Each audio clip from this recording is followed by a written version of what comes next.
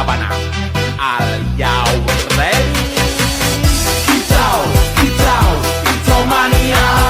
Kicau, kicau, kicau mania. Kicau, kicau. Assalamualaikum warahmatullahi wabarakatuh. Perkenalkan, kami dari kelompok 4. Sebelum masuk ke materi, izinkan saya memperkenalkan anggota kelompok saya terlebih dahulu. Saya Alia Hawari bersama dengan teman-teman saya yaitu Ferry, Jessica, Kairunisa, Raifah, dan Raffi. Pada presentasi kali ini kami akan menyampaikan materi secara bergantian dengan bagian masing-masing. Pada kesempatan ini, kami akan membahas tentang heuristic search dengan judul hill climbing. Kami berharap materi yang kami sampaikan dapat dipahami dengan baik dan bermanfaat bagi kita semua. Baik, tanpa berlama-lama, mari kita mulai presentasinya yang akan dibacakan oleh Raffi. Baik, pertama masuk ke penjelasan teori algoritma. Algoritma hill climbing adalah metode pencarian dalam AI yang digunakan untuk menemukan solusi terbaik dengan cara memilih keadaan atau stage yang dianggap paling baik pada setiap langkah. Algoritma ini bekerja dengan membandingkan kondisi saat ini dengan kemungkinan kondisi berikutnya menggunakan nilai heuristik. Terdapat tiga metode dalam algoritma tersebut. Yang pertama, sistem akan bergerak menuju nilai yang lebih baik atau lebih optimal. Yang kedua, jika ditemukan keadaan yang lebih baik, maka keadaan tersebut dijadikan keadaan baru. Dan yang ketiga adalah proses dilakukan terus sampai tidak ada lagi keadaan yang lebih baik. Selanjutnya ada ciri-ciri algoritma. Yang pertama, menggunakan fungsi heuristik sebagai penilaian solusi. Yang kedua, fokus pada solusi terbaik lokal. Yang ketiga, tidak menyimpan semua jalur pencarian. Yang keempat, prosesnya lebih cepat dan sederhana dibanding pencarian menyeluruh. Kemudian ada jenis hill climbing. Yang pertama, simple hill climbing itu adalah memilih solusi yang pertama kali lebih baik. Yang kedua, steepest ascent hill climbing. Itu tuh memilih solusi terbaik dari seluruh kemungkinan langkah tersebut. Contoh penerapan proses hill climbing ialah menggunakan permainan puzzle 8, yaitu memindahkan kotak kosong untuk mencapai susunan target tertentu. Sekian dari saya. Terima kasih. Baik, di sini saya akan menjelaskan penjelasan proses algoritma. Yang pertama ada simple hill climbing. Algoritma ini bekerja dengan mencari solusi yang lebih baik secara bertahap dari keadaan yang sekarang. Langkah-langkah algoritmanya, yang pertama tentukan keadaan awal atau initial state. Yang kedua, periksa apakah keadaan awal sudah sama dengan tujuan. Jika iya, proses selesai. Jika tidak, lanjut ke langkah berikutnya. Yang ketiga, bangkitkan satu operator atau pergerakan yang memungkinkan. Yang keempat, hitung nilai heuristik dari keadaan baru. Yang kelima, bandingkan keadaan baru dengan keadaan sekarang. Jika lebih baik, pindah ke keadaan baru. Jika tidak lebih baik, coba operator lain. Yang keenam, ulangi proses hingga menemukan solusi tujuan atau tidak ada keadaan yang lebih baik lagi. Yang ketujuh, algoritma berhenti saat mencapai solusi optimum lokal atau goal. Selanjutnya ada steepest ascent hill climbing. Algoritma ini mengecek semua kemungkinan langkah terlebih dahulu, lalu memilih langkah-langkah terbaik. Langkah-langkah algoritmanya, yang pertama, tentukan keadaan awal. Yang kedua, cek apakah keadaan awal sudah mencapai goal. Jika iya, selesai. Jika belum, lanjutkan. Yang ketiga, bangkitkan seluruh kemungkinan keadaan tetangga. Yang keempat, hitung nilai heuristik dari setiap keadaan tetangga. Yang kelima, bandingkan semua nilai heuristik tersebut. Yang keenam, pilih keadaan dengan nilai baik atau terbaik di antara semua neckboard. Yang ketujuh, jika keadaan terbaik lebih baik dari keadaan sekarang, pindah ke keadaan tersebut. Yang kedelapan, jika tidak ada yang lebih baik, proses berhenti karena mencapai optimum lokal. Yang kesembilan, ulangi langkah sampai goal ditemukan atau tidak ada peningkatan lagi. Sekian dari saya. Selanjutnya, ada kelebihan hill climbing. Yang pertama ada hemat memori atau low memory. Bedanya dengan yang lain, algoritma sistematis seperti BVS harus mencatat semua jalan yang pernah dilewati. Sedangkan hill climbing tidak butuh reward atau backtracking. Yang kedua, ada sangat cepat atau high speed. Kemudian ada kemudahan implementasi atau bisa dibilang menggunakan prinsip perbanding nilai mendasar. Yang keempat adalah solusi good enough yang praktis atau bisa dibilang menghasilkan solusi layak tanpa komputasi. Selanjutnya ialah kekurangan hill climbing. Yang pertama adalah maksimum lokal atau lokal maksimum. Algoritma ini terjebak di puncak terdekat yang bukan merupakan solusi paling optimal karena aturan dasarnya melarang pergerakan turun. Algoritma mandek atau membuang waktu dengan bergerak acak karena semua opsi langkah di sekitarnya memiliki nilai evaluasi yang sama atau datar. Berikutnya yang ketiga adalah punggung bukit atau ridge. Algoritma ini terjebak dalam pergerakan zigzag yang lambat karena algoritma standar kesulitan bermanuver di lereng tajam yang arah puncaknya diagonal. Yang terakhir, sangat bergantung pada titik awal. Berhasil tidaknya menemukan solusi terbaik sangat ditentukan oleh dari mana titik awal pencarian atau initial state dimulai.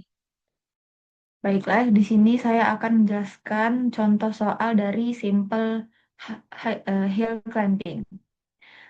Di sini keadaan awalnya terdapat 1, 2, 3 kotak kosong, 4, 5, 7, 8, 6. Dan tujuan yang kita harapkan itu 1, 2, 3, 4, 5, 6, 7, 8, 0. Pada iterasi ke-1, keadaan awal tidak sama dengan goal. Keadaan sekarang merupakan keadaan awal. Langkah pertama, kita yang kosong, kotak kosong digeserkan ke atas. Keputusan ini ditolak karena sebelumnya ada 5 menjadi 4 yang benar posisi gerakannya. Maka keadaan awal masih tetap. Langkah selanjutnya, jika kotak yang kosong digeserkan ke bawah, tetap hanya ada 4 posisi yang benar. Langkah selanjutnya, jika kotak kosong digeserkan ke kanan, maka posisi benar terdapat 6. Maka keadaan sekarang lebih kecil dari posisi benar selanjutnya, maka keadaan sekarang menjadi tetap. Dan ini dinamakan keadaan sekarang. Langkah selanjutnya, kotak kosong digeserkan ke kiri, maka posisi benar terdapat 5. 5 yang benar. Posisi benar keadaan sekarang lebih besar dari posisi keadaan selanjutnya, maka keadaan sekarang tetap pada yang sebelumnya. Iterasi kedua, jika kotak kosong digeserkan ke kanan, terdapat 5 posisi yang benar. Karena posisi awal lebih besar dari posisi benar sekarang, maka keadaan awal tetap pada yang sebelumnya. Langkah selanjutnya, jika kotak kosong digeserkan ke bawah, maka terdapat 5 posisi yang benar. Karena posisi awal lebih besar dari posisi benar sekarang, maka keadaan awal tetap pada yang sebelumnya. Langkah selanjutnya, jika kotak kosong digeserkan ke kanan, maka terdapat 7 posisi yang benar. Dan jika posisi awal lebih kecil dari posisi benar sekarang, maka keadaan sekarang menjadi keadaan selanjutnya dan disebut sebagai keadaan awal. Jika kotak kosong digeserkan ke kiri, maka menjadi keadaan awal tetap pada sebelumnya. Iterasi ketiga. Iterasi ketiga yang kotak kosong digeserkan ke atas menjadi 6 posisi yang benar. Keadaan awal tetap pada sebelumnya. Dan jika kotak kosong digeserkan ke bawah, maka posisi benar terdapat 8. Maka kesimpulannya, posisi benar keadaan sekarang lebih kecil dari posisi benar keadaan selanjutnya, maka keadaan sekarang merupakan keadaan selanjutnya. Dan proses pencariannya itu dihentikan. Sekian dari saya. Baiklah, selanjutnya adalah contoh studi kasus sleep test experiment hill climbing, di mana studi kasus kali ini terkait pemilihan ruangan ujian. Jadi, sebuah kampus ingin memilih ruangan terbaik untuk ujian dari beberapa pilihan yang tersedia. Setiap ruangan punya kualitas yang berbeda, misalnya meliputi kapasitas, kenyamanan, ada AC atau tidak, fasilitas, lokasi. Nah, karena banyaknya pilihan, digunakanlah metode hill climbing ini dalam kecerdasan buatan untuk mencari ruangan dengan kualitas terbaik secara bertahap. Jadi di sini kita memiliki ruang keadaan. yang dimisalkan itu X adalah baris dan Y adalah kolom. X ini memiliki tiga anggota yaitu 1, 2, 3, begitu pula dengan Y. Maka ruangan keadaan adalah semua kemungkinan posisi Udin pada papan 3x3. Udin di sini sendiri adalah kotak yang sempat dibahas oleh teman kita tadi. Di sini ada aturan atau operator di dalam algoritmanya. Posisi kotak kosong itu sama dengan X, Y. Ini seperti indeks. Nah, gerakan yang bisa dilakukan oleh kotak kosong sendiri itu bisa ke atas, ke bawah, ke kanan, dan ke kiri. Nah, fungsi heuristik yang digunakan adalah jumlah ubin yang berada pada posisi yang benar. Nah, semakin banyak posisi yang benar, nilai semakin tinggi dan semakin baik. Kita masuk ke iterasi yang pertama. Keadaan awal itu tidak sama dengan goal yang ingin dicapai. Jadi, keadaan sekarang itu sama dengan keadaan awal.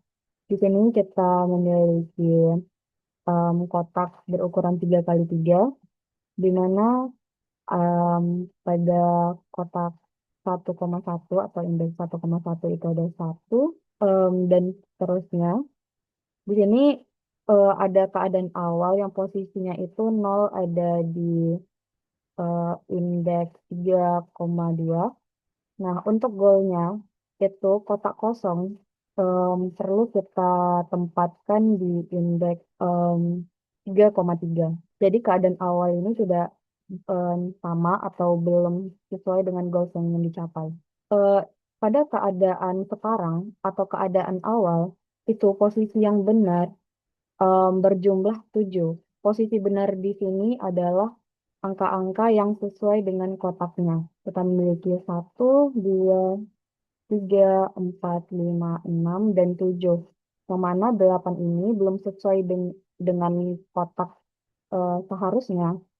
Maka di sini kita memiliki 7 kotak dengan posisi yang benar. Nah, kemungkinan keadaan selanjutnya adalah dengan menggeser kotak kosong ini sesuai dengan aturan yang bisa kita terapkan. Kita misal yang pertama itu kita bisa menggesernya ke arah kiri. Nah, apabila kita menggeser kotak kosong tadi ke arah kiri, itu kita memiliki kotak dengan posisi yang benar berjumlah 6. Sedangkan apabila kita menggeser kotak kosong tadi ke atas, itu kita memiliki kotak dengan posisi yang benar itu juga 6. Nah, kedua pergeseran ini lebih kecil dari jumlah posisi benar pada keadaan awal, sehingga goals itu belum tercapai. Nah, yang terakhir, kita mencoba menggeser kotak kosong tadi ke kanan, yang artinya menghasilkan 8 kotak dengan posisi yang benar, yaitu 1, 2, 3, 4, 5, 6, 7, 8. Nah, dalam algoritma ini kita harus memilih pergeseran atau posisi yang benar, ibaratnya nilai heuristiknya itu yang terbesar. Nah, dari 3 pergeseran yang kita lakukan, pada kiri, atas, dan kanan, pergeseran ke kanan memiliki nilai heuristik terbesar sehingga kita bisa lanjut ke iterasi kedua. Nah, pada iterasi kedua, keadaan sekarang itu memiliki posisi yang benar itu berjumlah 8. Nah, kita bandingkan dengan goals yang ingin kita capai tadi. Apakah sudah sesuai atau belum? Nah, pada kasus ini, keadaan sekarang sudah sesuai dengan goals sehingga iterasi kedua ini terhenti, yang mana menghasilkan hasil akhir sesuai dengan goals yang ingin kita capai. Kesimpulan dari materi yang telah kami sampaikan ialah algoritma hill climbing ini merupakan metode pencarian heuristik yang efektif untuk menemukan solusi dengan cepat karena hanya memilih langkah yang dianggap paling baik. Metode ini sederhana dan hemat memori, namun memiliki kelemahan, yaitu dapat terjebak pada solusi optimum lokal sehingga tidak selalu menghasilkan solusi terbaik global. Algoritma ini cocok digunakan pada permasalahan optimasi dan pencarian solusi dalam kecerdasan buatan. Demikianlah pemaparan materi dari kami kelompok 4. Semoga apa yang telah kami sampaikan dapat memberikan pemahaman dan manfaat bagi kita semua.